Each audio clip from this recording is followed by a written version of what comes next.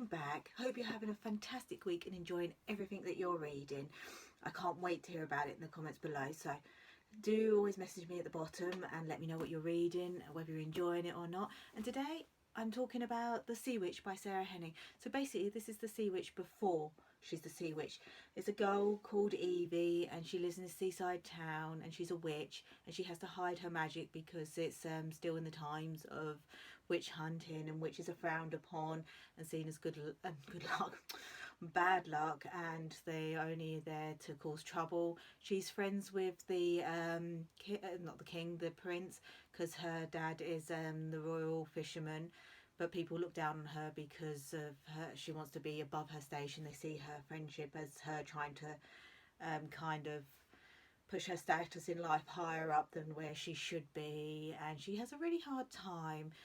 And it's really well written, actually. I like Sarah Hennings' writing style. I'm afraid I didn't really enjoy the story, but anyway, the premise is basically she's friends with the prince, and yeah, she's a witch and she's hiding it. She lives with her dad and her aunt. You find out quite early on that her mum dies, and you find out why. And she's in love with the prince's she's in love with the prince's cousin, and she has a friend who is in love with the prince, but her friend is taken by the sea and she loses her, and she's forever feeling like she has to make up for that, for the one that survived. She was lower class, she was looked down upon, and how dare she survive over her friend. And then one day the sea gives back a girl who looks just like her friend but 4 years later, and she's basically find out that she's a mermaid, and she's wanting to fall in love with the prince. So basically, like Ariel, she wants to fall in love with the prince, so she's going to help her friend get close to her best friend the prince, while she's also getting close to his cousin. And it's basically following 4 days of their life over their little town's celebration of the harvest. I can't think what the celebration is called, and I'm sure I would butcher it even if I did remember it. And yeah, so that's basically the premise of the story. It's all about her life before she becomes basically the Sea Witch. Ursula, obviously, I think that's more the name that the Disney gave it, so she doesn't actually get that name. Her name's Evie. And as I say, the story is very well written. The writing style is very easy to get into. It flows really well. I went in expecting this to be a fairy tale story, a magical world and all of that, and it wasn't. It's more magical realism. It took me quite a while to work that out. I'm afraid I'm a bit slow. Probably wasn't in the right place for reading at the time. And yeah, that's about the premise of it. Now, my thoughts on it, I didn't really enjoy it. I found that it was very slow. Nothing really happened apart from that this girl was trying to fall in love with the prince. It was her life depended on it. It was that kind of very old Disney style, more that you need to be saved by a man. And the characters were one-dimensional. I didn't really enjoy them. You didn't really get too much backstory. The prince is the prince. His cousin is the ladies' man. Evie is the girl that's desperate to be loved. The mermaid is desperate to be the princess, and it was all very samey.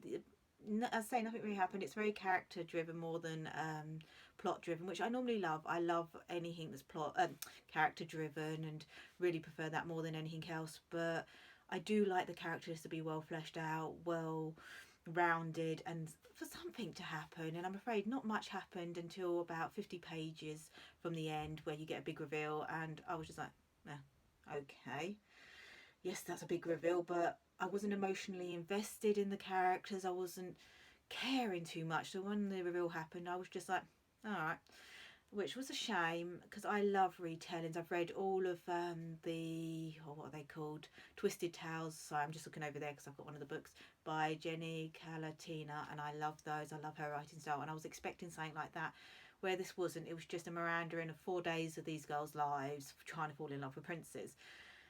And I say, when the big reveal came about 50 pages from the end, I just didn't care. Then it really ramped up about 20 pages from the end, and I really didn't care by that point, which was a shame, because I say the writing style was lovely. And I didn't realise going into this that I'm not sure if it's going to be a series, trilogy, or just a duology, but there is a second one out. And I really don't want to pick it up. I just don't care enough, which is a real shame. I love Sarah Hennings' writing. It would never put me off picking up anything else that she writes, but just in this series, I can't see myself picking it up. But that being said, if you love magical realism, if you love retellings, and you love very, very character-driven plots with not much happening, then, or Under the Sea or anything like that, magic or anything like that, I would suggest picking it up, because it was still an okay read. I enjoyed the reading part of it. I enjoyed the flow of the story. I just didn't really care enough about the characters and where they were going and how it all ended. I was just meh, which was a real shame. But as I say, I would still highly recommend you pick it up if you like any of what I've just said. Yep, so if you like anything of what I've just said, magical realism, Under the Sea, retellings, this might be for you. And if you have read it, let me know in the comments below what you thought of it, what you liked about it or you didn't like about it, whether you've gone on to the second book. If you think it's worth picking up, let me know, because maybe I might pick it up if I find it and I've feel in the mood for it. Because as I say, I enjoyed her writing, I just didn't enjoy the character. So please let me know if the second book's worth picking up and worth my time, or if you've read it and what you thought of it.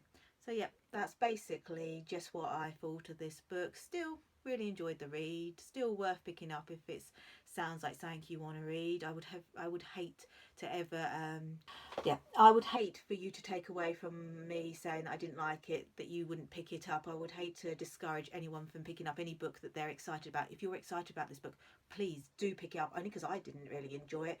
Doesn't mean that hundreds of other people haven't enjoyed it and won't enjoy it. And if you have enjoyed it, I would love to hear what you enjoyed about it. Maybe I'm missing something.